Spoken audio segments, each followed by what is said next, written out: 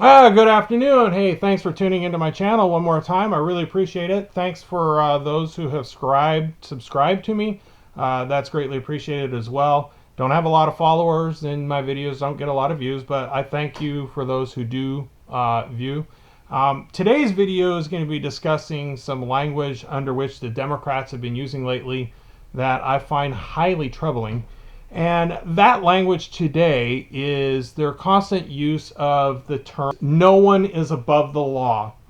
And they're constantly using this in response to Donald Trump and their impeachment that they're trying to step forward with. Their ideas that he has somehow committed some crimes and therefore he needs to be held accountable, and therefore he's not above the law and we need to step forward with this impeachment, so on and so forth, etc., etc. When you start looking into their cases and their, quote, evidence, or should we say their serious lack of evidence, you can quickly see that they've got nothing on him.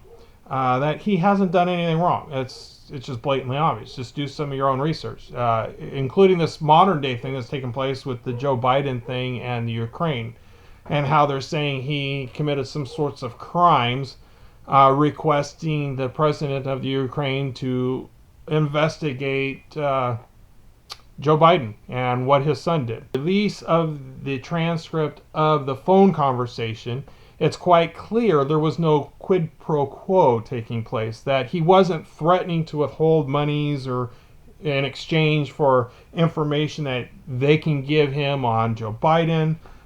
This isn't a foreign country trying to interfere with our elections.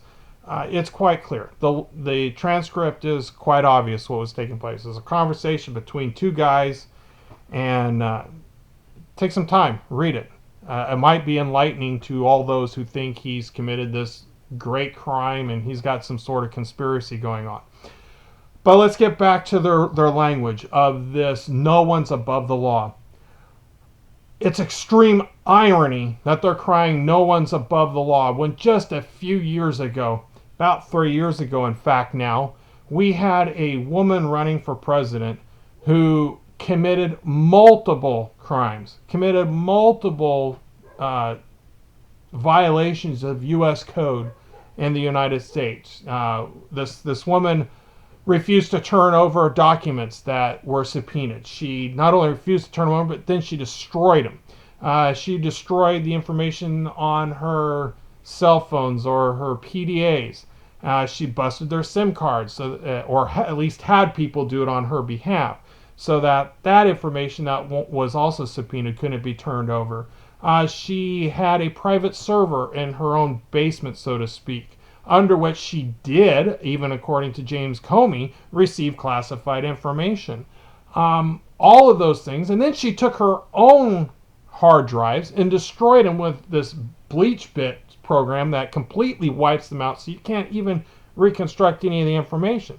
So she committed all of these crimes, and she wasn't held accountable to it. And to this day, she's still walking free amongst all of us in the United States, in spite of the fact she committed multiple felonies. And she's never been charged. And then we look at the big giant cover-up to protect her. How about the fact that James Comey wrote some sort of exoneration letter before they ever interviewed her in the first place? So here we are, these Democrats are crying no one's above the law, yet we can clearly see they held their precious Hillary Clinton above the law. Irony of all ironies, if you ask me. All they are is a bunch of fruitcake liars that have lost their brains, all because of the fact that Donald Trump won an election. He won it freely, won it squarely, the people voted for him, and he won. He might have not gotten the popular vote, but that's not how you get to office within the United States. It's not done by popular vote. It's done through the Electoral College, which, when you start looking into why the Electoral College was established, it makes absolute sense, and our founding fathers were quite smart in the way they set that up. So she didn't win the Electoral College, and she not only didn't win, but she shouldn't have even been able to be in the position she was at. She committed crimes. She should have been tried, and more than likely would have been convicted on the crimes in which she committed, and therefore she should be sitting in jail. Had I done any of the things she did, or my wife, or some of my friends here in the city of Portland, had we done any of those things, I guarantee you all of us would be in prison for the same alleged acts that she did. I'll say alleged just simply because she wasn't tried on them, but we do know she did commit them.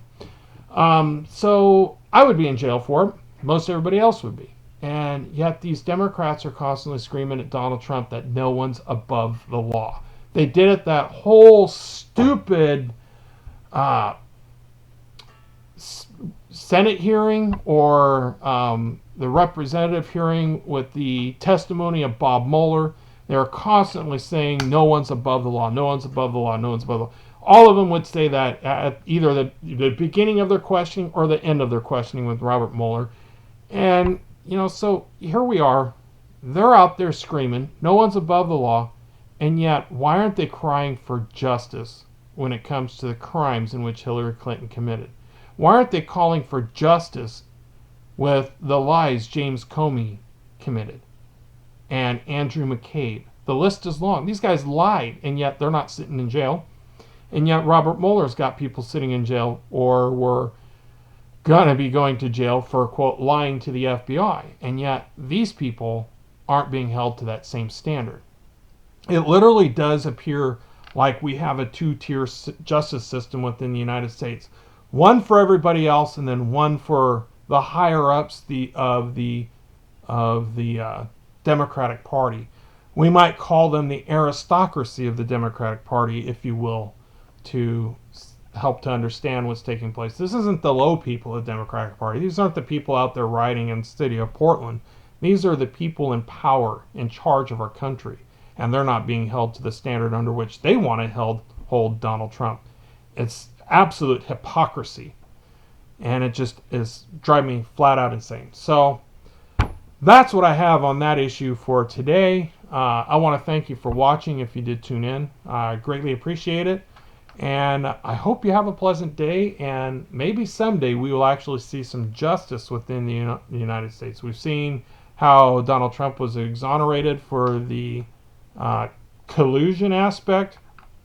But I would like to see some justice on how that case got started. Let's look at the fact that all of this Russia collusion mumbo jumbo garbage took place all because Hillary Clinton paid for some document called the dossier, which started all of this. The fact that James Comey and several others lied to the FISA court when they got the subpoenas to wiretap, if you would, certain people on Trump's campaign.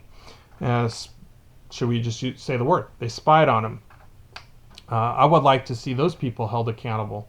I'd like to see Strzok and Lisa Page held accountable for their actions that they did.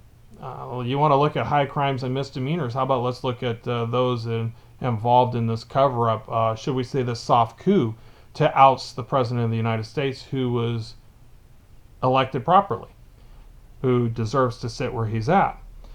Let's look at the fact that they won't acknowledge that he's actually done a whole lot of good stuff for this nation, and he actually exceeded my expectations as a president. And yet these people will just want to keep saying no one's above the law as they're screaming, let's impeach him, let's lock him up, put him in jail.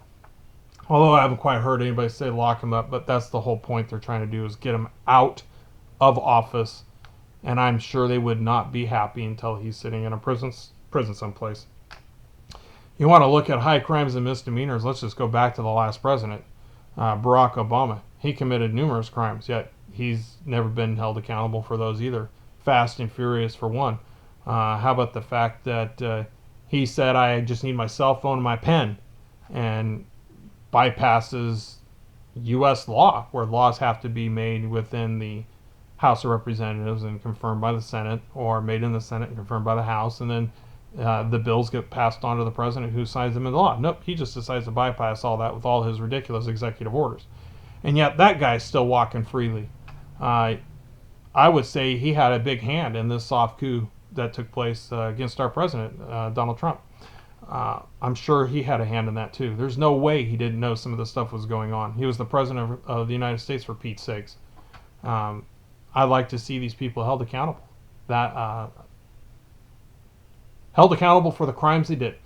Anyway, I thank you for listening. I hope you have an excellent day for the rest of your day. Please hit like and subscribe if you ran across this video. It's greatly appreciated. And take care of yourselves. God bless.